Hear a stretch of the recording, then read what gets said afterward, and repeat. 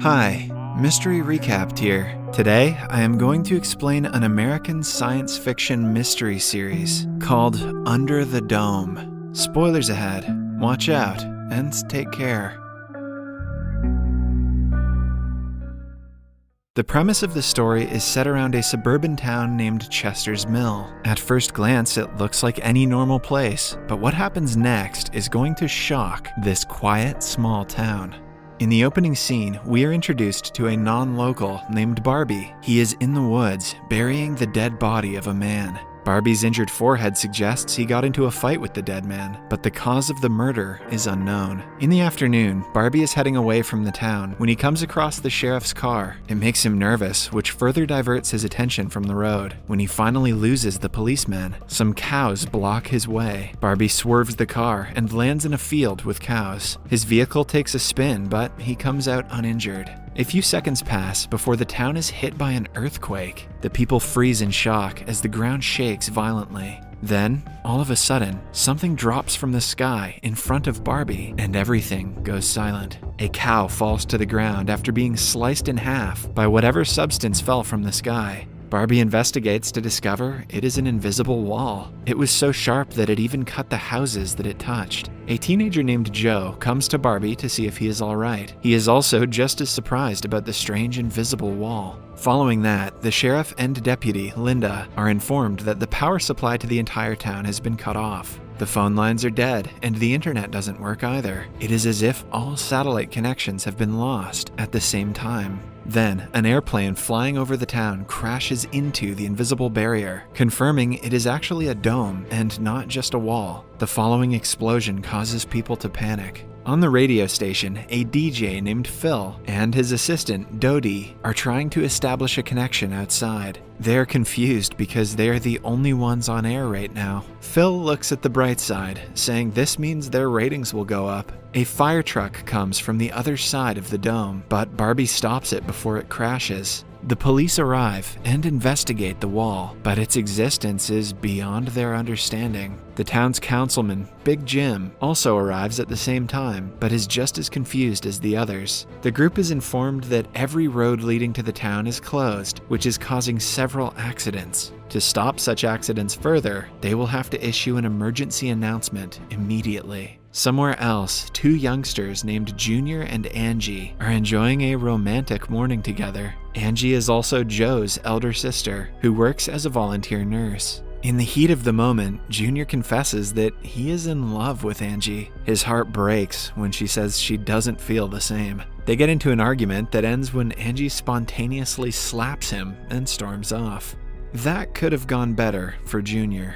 A family of three, mothers Carolyn and Alice and their daughter Nori, are also visiting the town for work. They plan to leave as soon as possible, unaware of the dome covering the town. Another notable figure of Chester's Mill is an investigative reporter named Julia. One morning, she is called by a woman to report suspicious activity. The woman has seen 6 tanks of propane being supplied to the town's reserve this week. It is too much stock for fuel, which she thinks is being collected for an ulterior purpose. Julia promises to investigate the matter, but doesn't think much of it. The councilman, Big Jim, goes to the radio station and announces the state of emergency to the people. Carolyn listens to it, but thinks it is some kind of advertisement. Seconds before they are about to crash into the dome, a car from the other side does. The family is safe, but Nori goes into a seizure right then. While she is unconscious, she says something about a pink star. She is immediately rushed to the hospital, which is filled with survivors from the crashes happening around the town. Julia and Barbie are also at the hospital to see her husband. Julia finds out that her husband never works on Sundays and has been lying to her.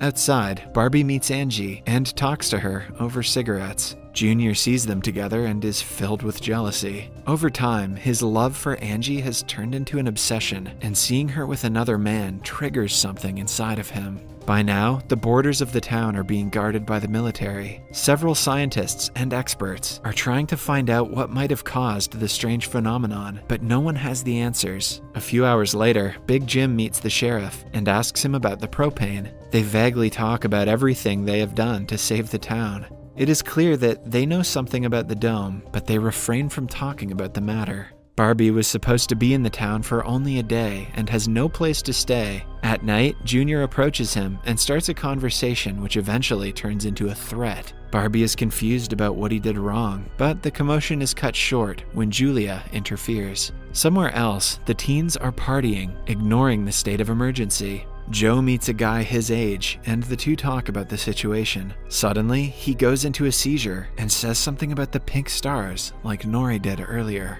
His sister Angie is in her house when Junior barges in and kidnaps her. He brings her to his father's old fallout shelter and claims that he knows what is going on. It is then revealed that his father is Big Jim. He was always paranoid about her safety, which is why he built the shelter. In the meantime, Julia brings Barbie to her house and lets him stay the night. Everything goes well until he sees the picture of her husband and realizes it is the man he killed that morning. Linda and the sheriff are on a patrol when the sheriff's pacemaker bursts and kills him in the process. A flashback from the morning shows us that Barbie was in the town to meet Julia's husband and talk to him about some kind of payment. The doctor didn't want to pay, which caused a fight, and Barbie accidentally shot him dead. Even though it was only an accident, he knew he was going to be convicted.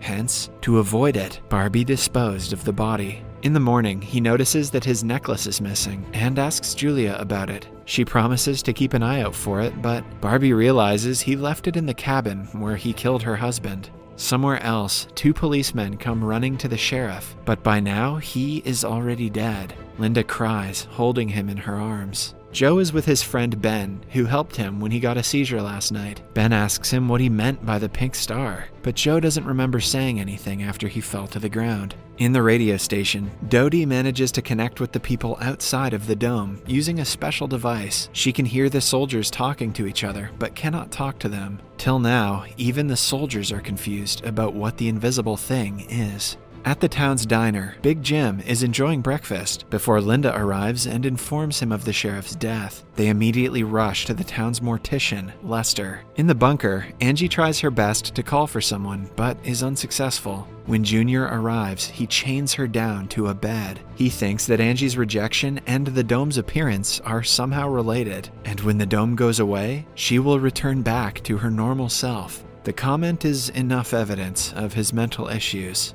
The mortician Lester used to be the sheriff's friend and is shocked to hear about his death. But when Linda is not around, he and Big Jim reveal they know something about the propane import that happened last month. They, together with the sheriff, were hiding a secret from the town. The sheriff's death confirms he won't tell anyone about their involvement, which is good news for them. Later that day, Linda walks into the police station to see Big Jim looking for something in the sheriff's office. On being asked, Jim says he came to take a look at his will, and Linda believes him. In reality, he was there to find paperwork about the propane import that might get him and Lester in trouble. He thinks the papers are in the sheriff's house and makes Lester get them. Somewhere else, Julia goes to the radio tower and finds out they can listen to the soldiers talking outside the dome. Through the device, they figure out people are trying to dig under the dome, but are unsuccessful. Julia broadcasts the news to the town through the radio. The information causes people to panic, which in turn makes them irrational. Joe and Ben are near the border, watching scientists outside doing their job. They're trying to see if water has any effect on the dome. They reach no definite conclusion, but Joe finds out the dome works as a very thick sieve. Later that day, Barbie goes to the cabin to look for his necklace. He finds it, but Junior spots him right after. He calls him out for sleeping with Angie. Barbie figures out the guy is delusional, but cannot get him to go away. They get into a fight, and Barbie overpowers him easily. After that, we see Lester breaking into the sheriff's house to look for the papers about the propane import. He finds them under a drawer and lights them on fire, but the plan backfires when the flames spread and take over the entire house. Soon, several people gather around the house, trying to put the fire out, but without the help of a fire truck, it is almost impossible. If they let the house burn down, the temperature inside the dome will rise and eventually kill everyone. Barbie leads the people, who join hands to bring water to the house. Linda hears Lester's voice and runs inside to save him. She drags him out of the place before handing him to the paramedics. Even after an hour of trying to put the fire out, it only spreads further. Then, Jim comes with a loader and finally ends the commotion. As the tired civilians gather up, one of the policemen named Paul loses his mind. He claims that they will never get out of this situation and is afraid they will start killing each other soon. He fires a shot into the air, which bounces back from the dome and hits a fellow officer. He dies right after, and Paul is arrested. When it gets dark, Joe and his friends go skating. He is approached by Nori, who wants to recharge her phone. He brings her to his home, which is one of the places that has a generator. Meanwhile, Linda brings Paul to the jail, while a crowd of people criticizes the police system and protests outside the station. Jim calms them down, asking them to help each other in the time of need. After being locked, Paul goes into cardiac arrest. Linda immediately runs to him, only to find out that he is faking. He takes the chance to push her aside and run away after locking her in. In the bunker, Junior approaches Angie again. She has realized that she needs to manipulate him to let her free. Hence, she tells him about the closed tunnel they used to go to as kids. The dome might not work in the tunnel, which means they can go outside. Angie hopes he will free her now that she is helping him, but Junior wants to go to the tunnel alone. Jim goes to the police station and finds Linda locked up instead of Paul. He lets her out, and they discover Paul is left with a rifle and bullets. Linda immediately gets to looking for the criminal, knowing that he must be in the forest where he frequently goes hunting. Meanwhile, Jim organizes a search party. Carolyn is at the diner, worried for Nori. She has stayed the night at Joe's without telling her mothers. Jim arrives at the diner and asks people to join the search party for Paul. He also makes Barbie join them since he was a good leader when the house was on fire. They make it to the forest, where Barbie shows his expertise and reveals he used to be in the military. Junior is on his way to the tunnel when Julia notices him. She asks him where he is going with the backpack, but he answers her nervously, which makes her suspicious. She follows him and reaches the tunnel. Joe and Nori are having breakfast at Joe's house. He is nervous because he has never been alone with a girl prior to this. Nori, on the other hand, is confident and witty. As they talk, Ben brings in 2 more girls to charge their phones. He wants to use the generator to impress them, unaware that it is an important commodity. Joe has to reluctantly let them in.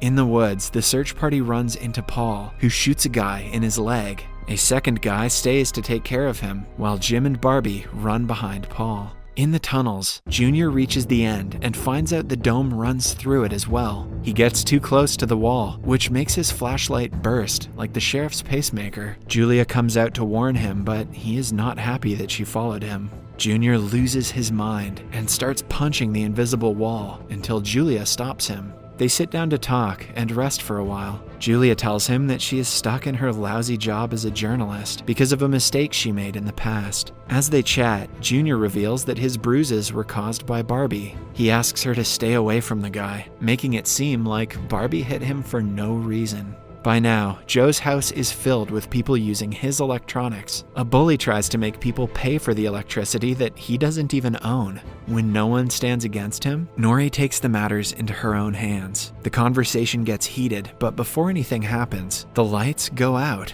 Nori is happy that Joe stood up for her. Meanwhile, in the woods, Barbie and Jim bump into their target, but are stuck because Paul also has his rifle out. He is seconds away from killing Jim when Linda appears behind and shoots him dead.